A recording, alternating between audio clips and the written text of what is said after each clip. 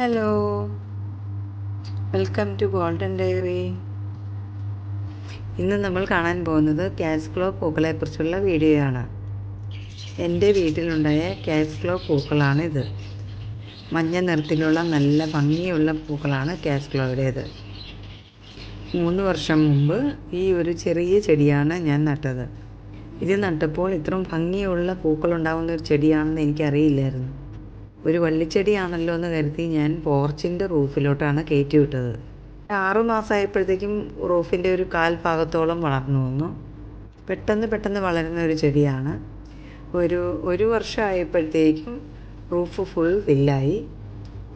ഇതിന് നന്നായിട്ട് വെള്ളം വേണം, എപ്പോഴും നനച്ചു കൊടുക്കണം. ആദ്യത്തെ വർഷം പൂത്തപ്പം കുറച്ച് പൂക്കളെ ഉണ്ടായിരുന്നുള്ളൂ.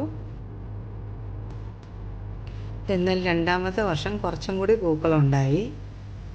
മാർച്ച് മാസത്തിലാണ് കൂടുതൽ പൂക്കൾ ഉണ്ടാകുന്നത്. ജൂൺ ജൂലൈ മാസങ്ങളിൽ ഏകദേശം ഇതുപോലെ പച്ച കളറിലാണ് മൊത്തം ഇലയെല്ലാം വിടർന്ന് നല്ല ഭംഗിയായിട്ട് നിൽക്കും. 3-ാമത്തെ വർഷമായപ്പോഴത്തേക്കും നന്നായിട്ട് പൂക്കളുണ്ടാകാൻ തുടങ്ങി. പൂക്കളുണ്ടാകാറാകുമ്പോഴത്തേക്കും ഇതിൻ്റെ ഇലയെല്ലാം പൊഴിയും. ഇല പൊഴിഞ്ഞതിന് ശേഷമാണ് മൊത്തം ഉണ്ടാകുന്നത്. 1 മാസത്തോളം ഇതിങ്ങനെ പൂക്കളുണ്ടായിക്കൊണ്ടിരിക്കും. ഈ വർഷം ഒത്തിരി മുട്ടുകളുണ്ടായിരുന്നു. കുറേശ്ശെ മുട്ടകളെല്ലാം വിരിയാൻ തുടങ്ങി.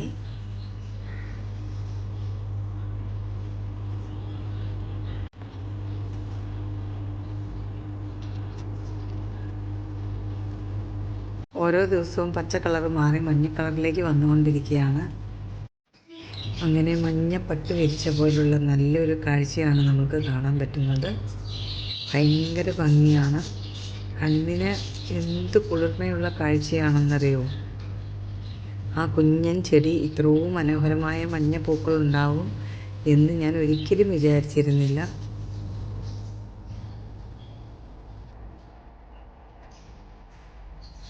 ഒത്തിരി വലിയ പരിചരണങ്ങളോ ഒന്നും വേണ്ടാത്ത ഒരു ചെടിയാണ്.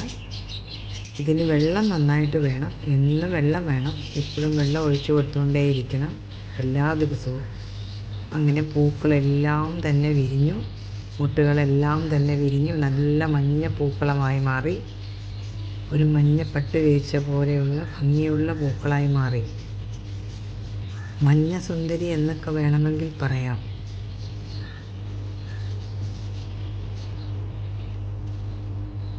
എല്ലാ മുട്ടുകളും തന്നെ വിരിഞ്ഞു തീർന്നു.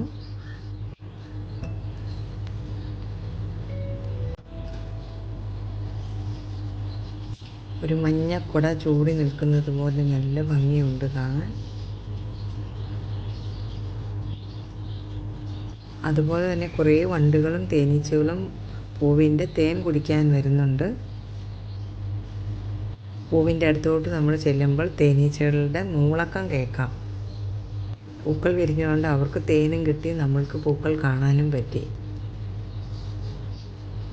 ആരും ഒന്ന് നോക്കി പോകുന്ന ഭംഗിയാണ് പൂക്കൾക്കുള്ളത്. ആദ്യമായിട്ടാണ് ഈ വർഷം ഇത്രയും അധികം പൂവുണ്ടായത്. നല്ല കൊലകൊലയായിട്ടുള്ള പൂക്കളാണ് ഉണ്ടായിരിക്കുന്നത്.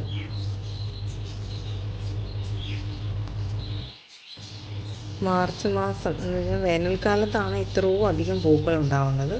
അല്ലാത്തപ്പോൾ ഇടയ്ക്കിടയ്ക്ക് പൂക്കുന്നുണ്ട്, പക്ഷെ അത് ഇത്രയും പൂവുണ്ടാകാറില്ല.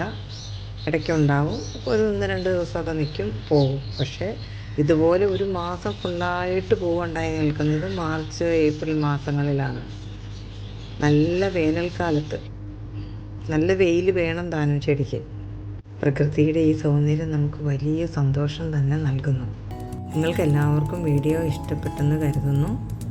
എന്തെങ്കിലും അഭിപ്രായങ്ങളുണ്ടെങ്കിൽ കമൻറ്റ് ബോക്സിൽ അറിയിക്കുക. അപ്പോൾ നമ്മൾക്ക് അടുത്ത വീഡിയോയിൽ കാണാം. ബായ്.